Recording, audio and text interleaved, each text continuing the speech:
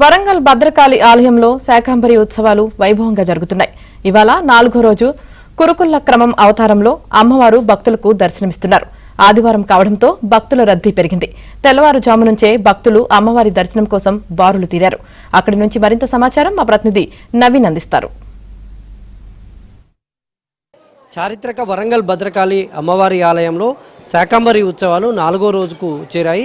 4వ రోజు అమ్మవారిని దర్శనం చేసుకునే భక్తులు పోటెత్తుతున్నారు. ఉదయం నుంచే తెల్లవారుజాము నుంచే అమ్మవారిని దర్శనం చేసుకునేందుకు భక్తులు భారీ ఎత్తున క్యూ లైన్లు కట్టారు.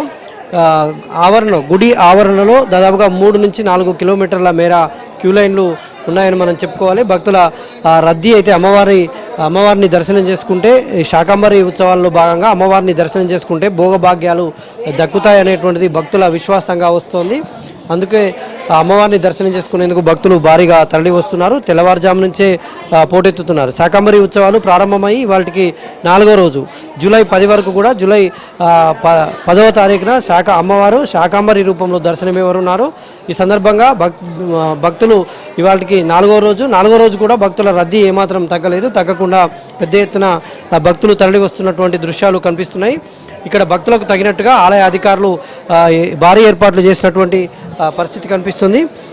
4 అంటే బారికేట్లు కావచ్చు, అక్కడ షామియానాలు కావచ్చు, చలవ పందిలు కావచ్చు, ఇవన్నీ భక్తులకు ఎలాంటి ఇబ్బందులు కలగకుండా ఏర్పాట్లు చేస్తారు.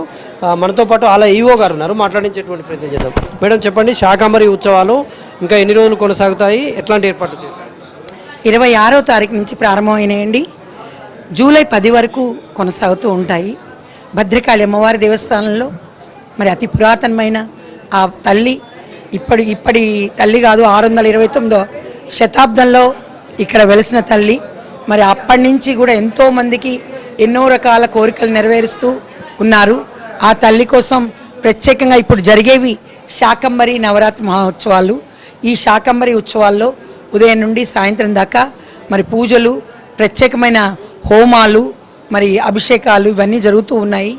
ఇవి కాకుండా వచ్చే భక్తులందరి కోసం మరి 9వ తారీఖు ఈ యొక్క ర్యాలీగా సేవ తీసుకొని అమ్మవారికి కావాల్సిన కూరగాయలన్నిటి కూడా పట్టుకొని భక్తులు రావడం జరుగుతుంది. అదేవిధంగా 10వ తారీఖు ఇక్కడ ఖచ్చితంగా మరి శాకంబరిగా అమ్మవారిని మనం దర్శనం చేసుకుంటాము. దాదాపు 70-80 వేల మంది భక్తులు వస్తారని అంచనా. మరి శ్రీయుత ఎండోమెంట్ మినిస్టర్ గారైన శ్రీమతి కొండా సురేఖ మేడం గారు, శ్రీయుత ఎమ్మెల్యే నాగిని రాజేందర్ రెడ్డి గారు, మరి మన కలెక్టర్ గారు, మన ఎండోమెంట్ కమిషనర్ గారైన ఎస్ వెంకట్రావు గారు, వీరందరూ యొక్క సారథ్యంలో ఈ యొక్క ఉత్సవాలు నడుస్తున్నాయి. మరి పోలీస్ డిపార్ట్మెంట్ వారు కూడా ఎప్పటికప్పుడు చెక్ చేసుకుంటూ భక్తులకు ఇబ్బంది కలగకుండా క్యూ లైన్లు అబ్జర్వ్ చేసుకుంటూ ఉన్నారు. మరి మా దేవస్థానంలో ప్రస్తుతం భక్తులకు ఎటువంటి ఇబ్బంది లేకుండా మేము చేస్తున్నాము. అదేవిధంగా ప్రసాదాలు ఏర్పాటు చేయడం జరిగింది. మరి 10వ తారీఖు మరి ప్రసాదాలు ప్లస్ మంచినీళ్ళు మరియు ఇవన్నీ కూడా అందించడానికి భద్రకాళి సేవా సమితి వాళ్ళు ప్రసాదాలు అందిస్తున్నారు. రామ్కో సిమెంట్ వాళ్ళు వాటర్ ప్యాకెట్స్, వాటర్ బాటిల్స్ మరియు రోజ్ వాటర్, బాదం వాటర్ కూడా, బాదం పాలు అందియాలని నిర్ణయించడం జరిగింది. మరి ప్రతి ఒక్కరూ కూడా వచ్చే భక్తులు సంయమనంతో ఓపికగా రావాల్సిందిగా కోరుచున్నాము. కింద టాయిలెట్స్ అరేంజ్ చేస్తున్నాయి, ఒక 10 టాయిలెట్స్ ఉన్నాయి.